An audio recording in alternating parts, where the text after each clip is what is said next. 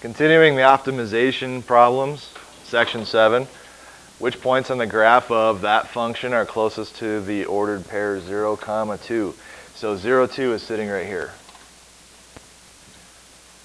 We want to know what points in the graph are closest. So just by looking at this graph right here, are these points down here in contention? No, probably not. So it's going to be somewhere in this region right here, right? Basically. Okay, so there's a couple of ways you could go about doing a problem like this. But if you remember optimization, then this problem becomes, I don't want to say easy, but easier than maybe the other routes that you might have thought about going when you first saw this problem. Like making a perpendicular, making a tangent here and then making a perpendicular or something like that. You don't want to do that. Don't do that. Stick with optimization. So what are we trying to do here?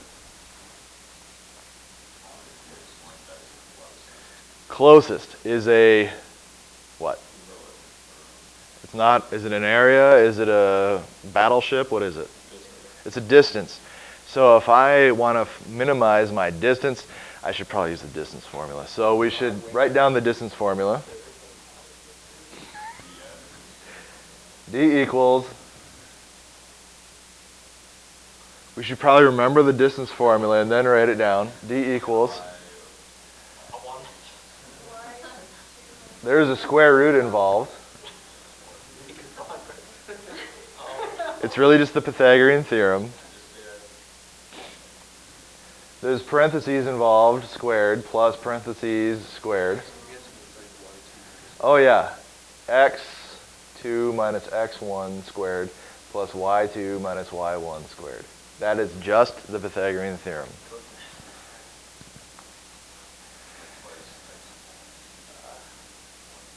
Good, we have an ordered pair here, this 0, 2. I can replace either one with it, it makes no difference.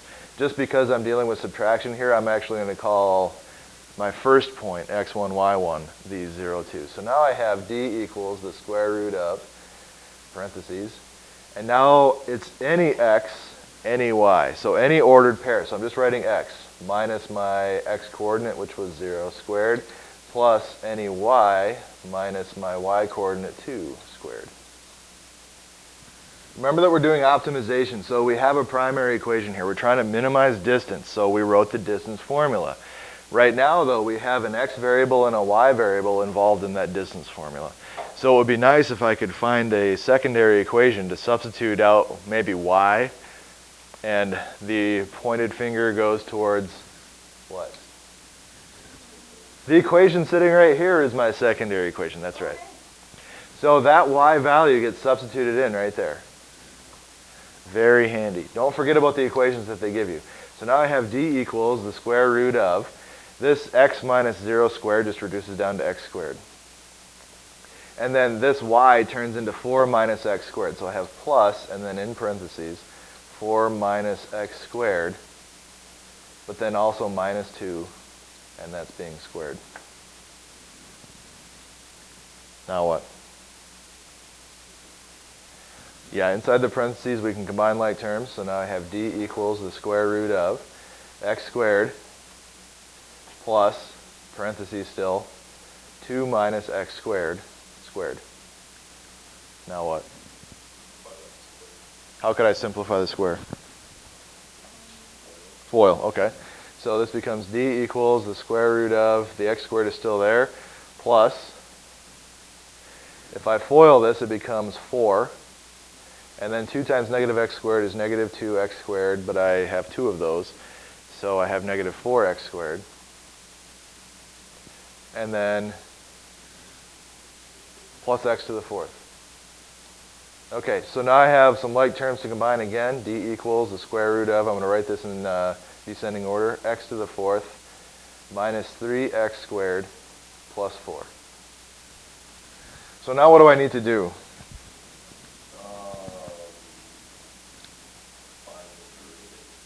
Take the derivative?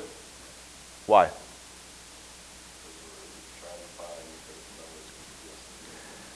The critical numbers will give us a minimum value, which means we need to take the derivative. That's right. So how can I take the derivative of this?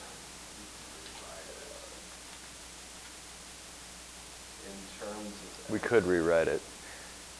Take the derivative with respect to x. I like it. We could rewrite this. Or we could remember or think about the fact that we have a distance. Okay? So whatever we get here for an x coordinate, it's going to be a coordinate that gives me a distance, right? This is the distance formula sitting here. True? So whatever that minimum x value is, if I take the square root of it, is it still a minimum x value? So the reason that I'm asking you this is because I don't want to deal with this square root if I don't have to. If you agree that the minimum x that we find here is going to be the same as the minimum x that we found if we took the square root as well, then we don't have to take the square root.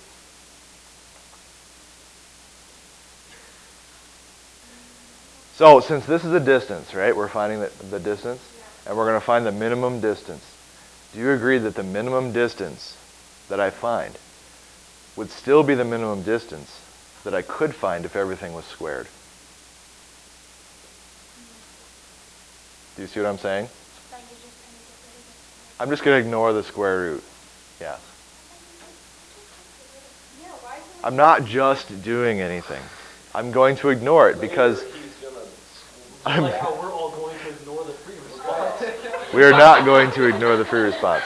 We'll do it later, Emma. Would you rather take this derivative with the square root involved? No, you wouldn't. So I'm trying to get around having to do that, okay?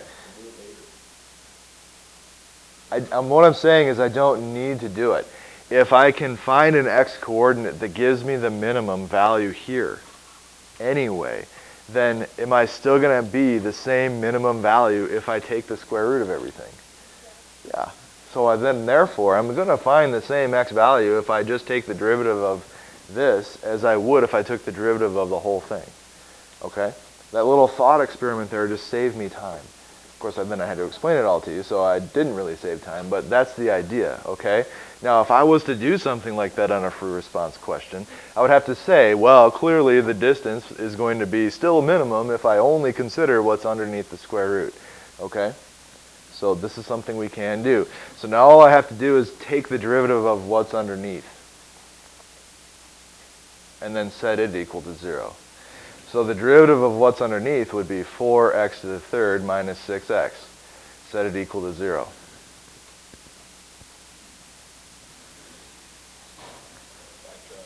Factor out a 2x, and I'm left with 2x squared minus 3 equals 0. So 2x equals 0, which makes x equal to 0, or 2x squared minus 3 equals 0. So I add 3 to both sides, divide both sides by 2, and I then take the square root of both sides and get plus or minus the square root of 3/2. So there's 3 critical numbers. We have x equals 0, x equals plus or minus the square root of 3/2. If I take a look at those, just on this graph, does it look like 0, x equals 0, is going to give me my minimum? So that would be a relative max, probably. So the square root of 3 over 2 kind of looks like it might be giving me those minimum values. Okay? What do we do now?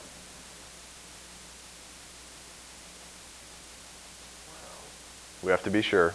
Can't just guess.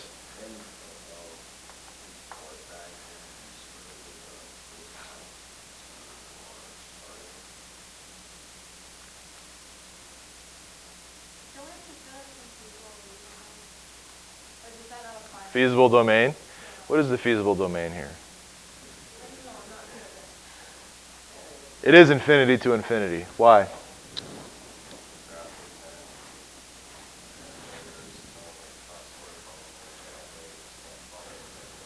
Yeah, there's no values for x that we can't potentially get here. Okay, this parabola here, which is what this is, goes on forever. It's not like you said, a story problem where we're limited by a certain height or a certain amount of x that we can use or something like that. So the feasible domain is really all real numbers. So I should probably write that down. Now I have these critical numbers sitting here. What could I do with those critical numbers to figure out what my minimum distance is going to be?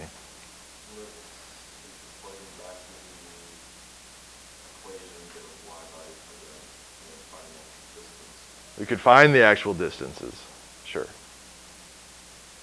There's probably a better way. We have critical numbers sitting here. We want to find if there's a relative min or a relative max. What's that?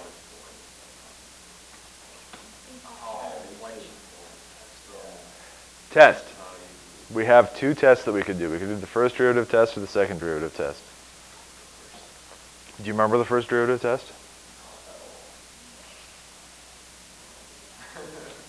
You don't say that.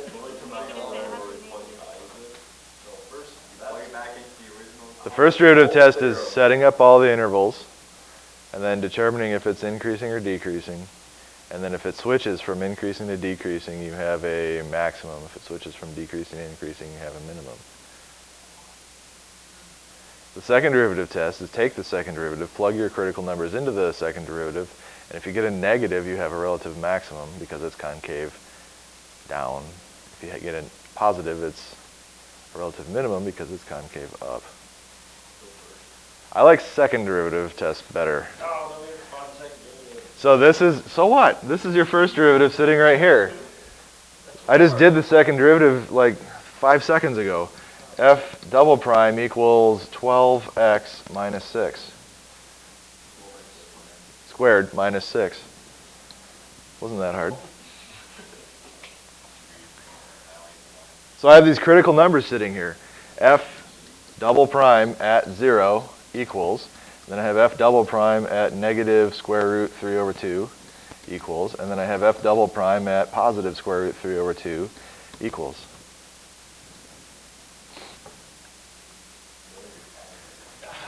Take 0, plug it in. Negative. So that means that it's concave down, which means we have a relative max. Kind of like we suspected from the graph. Take negative square root 3 over 2 and plug it in. Negative square root 3 over 2 squared is positive 3 halves. So 12 times 3 halves, 18 minus 6, which is a relative min. And finally, square root 3 over 2, same result. So we get 12 here, which is also a relative min. So square root 3 over 2, wherever that is, somewhere in this region here and here, these two distances right here we're saying are the minimum distances. It says which points, so I need ordered pairs. I already have negative square root 3 halves and positive square root 3 halves. Now we plug them back into the original to get the answer. Seems ugly, but it's squared right here, so it's not that big a deal. You can do it in your head. Negative square root 3 halves squared is just 3 halves. So then 4 minus 3 halves, 5 halves? Yeah. And guess what the other one is? Oh, so hard.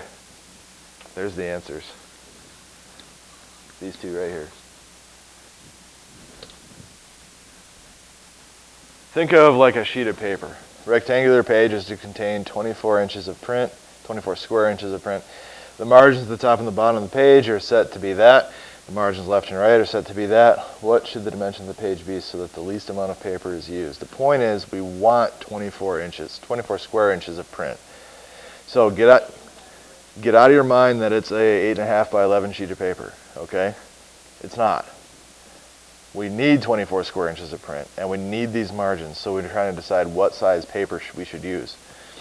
What should I do first? Always draw a picture if you can. So it's a rectangular page, so I'm going to draw a rectangle. The margins at the top and the bottom of the page would be 1.5 inches. The margins on the left and right would be 1 inch. So I'm going to draw, like inside, this is where my text is going to be. All of this stuff in here is text. Okay? So now the question is, how did you set up your drawing? You got to label some dimensions on here. Yeah. What? We got 24 square inches of print, so Okay. Good?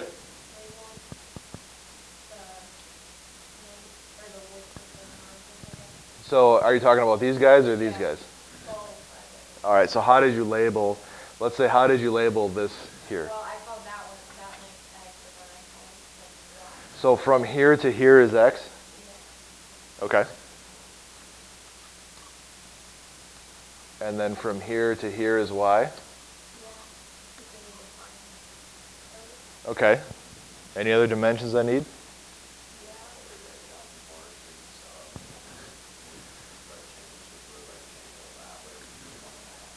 This one's 1.5. These are blue. They're both blue. Doesn't really matter. I'm not really concerned about the color. I'm more concerned about what I'm writing right here. What am I writing here?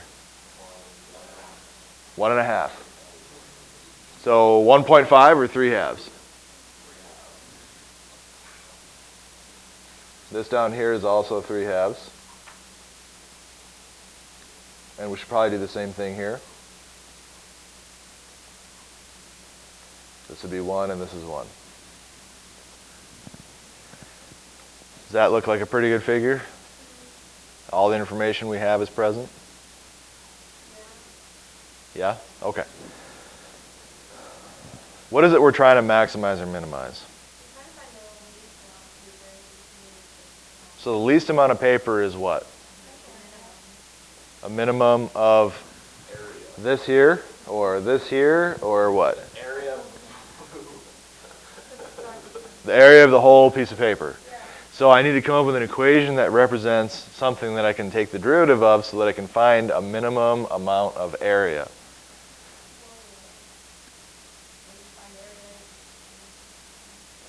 So the length in this case is, and the width is, so we could say the area is x times y. That is the equation we're going to use. Now, I will say that you could have set this up a little bit differently. Some people might have put a y here instead, and then an x in here instead, so that the overall length here would be x plus 2, and the overall length here would be y plus 3. And that's okay if you did that. It's just a different way to solve the same problem. You get the same answer in the end. This one's set up like this, so let's try to come up with a secondary equation using the drawing that we have to get rid of, hopefully, the y in that equation that we have.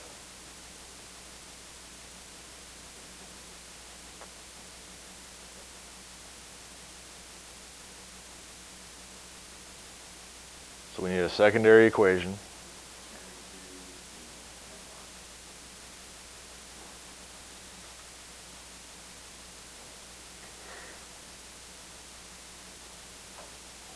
What other information do we have? The area of the text is 24, right?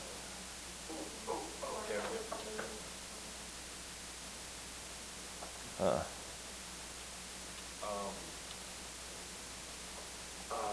area of the smaller is equal to x minus 2 times y minus. There you go.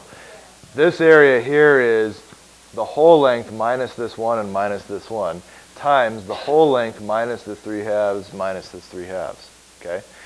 So the area of the smaller, which I know is 24, equals the x length, which is x minus 2, times the y length, which is y minus 3. Now what?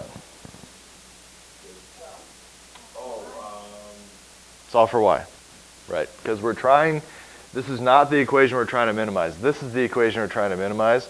Therefore, we have to get rid of that y. So in this equation, if I solve for y, I can substitute it back in up here. So how am I going to solve for y? That's the goal, but how am I going to do that? Good. I was hoping that nobody would say FOIL. Definitely don't want to do that. just get the y by itself. So the first thing I'm going to do is divide everything by this. So now I have 24 over x minus 2 equals y minus 3. Then just add 3 to both sides. So I get y equals 24 over x minus 2 plus 3. Substitute that in, back up here. So now we have a equals x times 24 over x minus 2 plus 3. Set up the feasible domain, that's right. So what's a good domain here? I'm going to write it over here. If x is 0, can x be 0? Can it? We have to have a 1-inch margin here and here. So the smallest value that x can be is what? 2. So 2 has to be less than or equal to x. And what is the largest that x can be? 26. Why 26? Oh,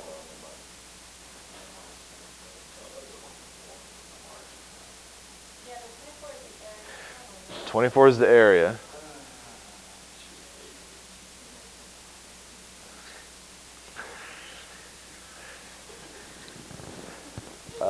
No.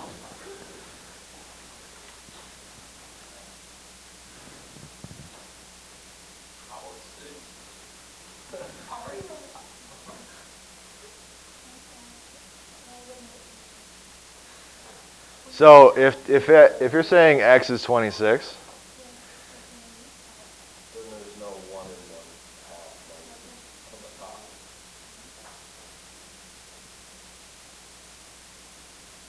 if the area is going to be 24, right? It has to be 24.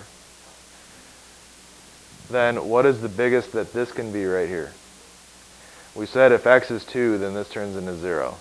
And then this turns into 0. So then, what?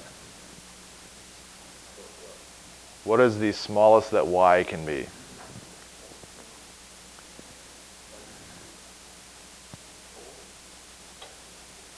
Four?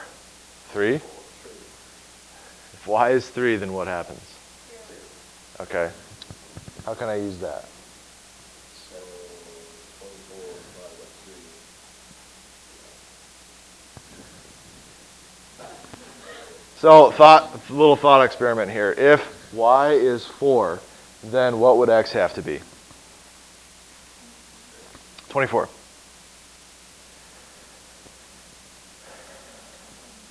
$26. What does x have to be?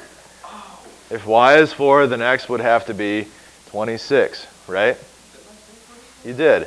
But y doesn't have to be 4. Y could be a little less than 4. How about what if y is 3.5? Then what does x have to be?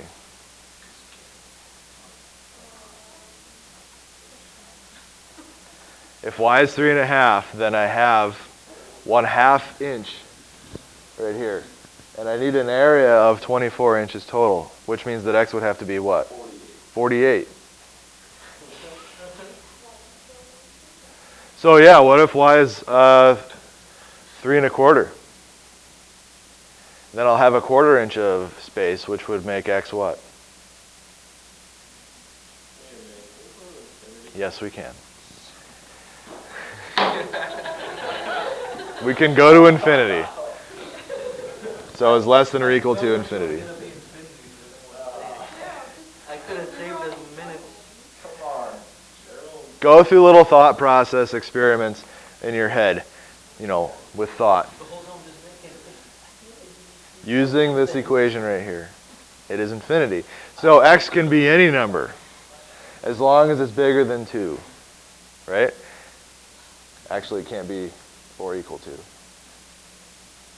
can never be equal to infinity. And really, if it was 2, then you'd reduce it down to 0. So anything bigger than 2 will work. Now what? Take the derivative of this thing. How am I going to do that?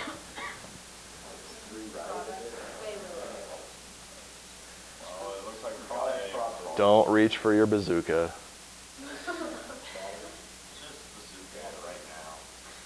Go ahead. And I'll just distribute.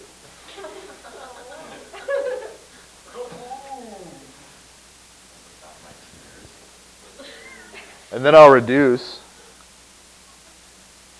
Oh, never mind, I can't reduce. I'm going to, what? How am I going to rewrite that? 24x times x minus 2 You really want to use the product rule, don't you? What's wrong with the quotient rule?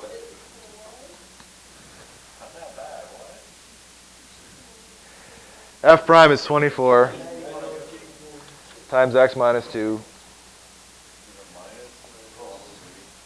minus 1 times, holy cow, that was so hard, over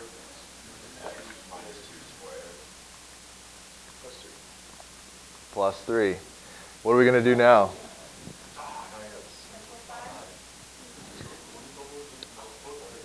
Oh, we're going to separate the two things that we What? No. Why can't we fancy that out? Well, you can if you split them up. That's what I'm saying. We should split them up. And then breaking people up is a bad thing. Split them up. What are we doing here? What's the point of what we're doing?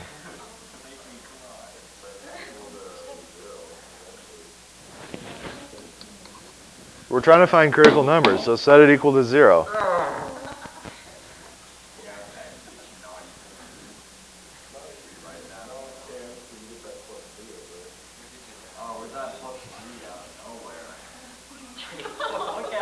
We already know that x can't equal exactly 2 because of this right here. We wrote that down already. I want to solve for x. What can I do? All right, add 3 to both sides. That's a plus 3, though. How about I don't do that, and instead I just multiply everything by x minus 2 squared. That gets rid of the denominator, and now I have 24 times x minus 2 minus 24x plus 3 times x minus 2 squared equals 0. Now what?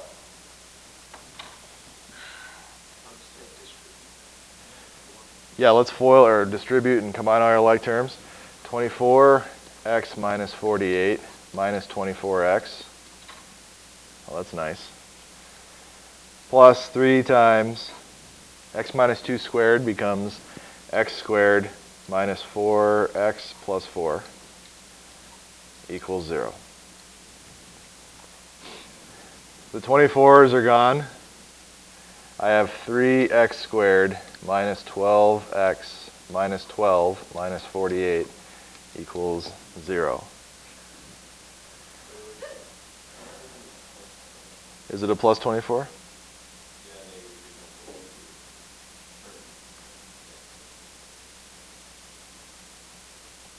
Plus 12. Yeah, thanks. Right? Okay. Combine like terms, 3x squared minus 12x minus 36 equals 0. I have a GCF of 3. X squared minus 4x minus 9 equals 0.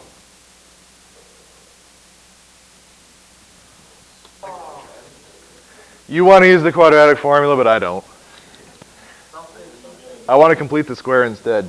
So if this was a perfect square trinomial, then this would have to be, take the b divided by 2 and I get 2 squared is 4. If I had a 4 sitting right here rather than a minus 9, I'd have a perfect square trinomial.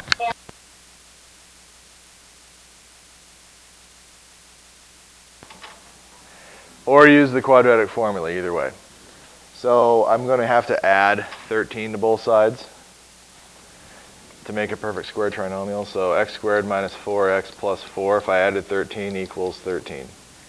And now this is x minus 2 squared equals 13. Square root both sides. X minus 2 equals the square root of 13, but it's plus or minus. x equals 2 plus or minus the square root of 13. I think there's a little math mistake in here somewhere. Let me see if I can find it.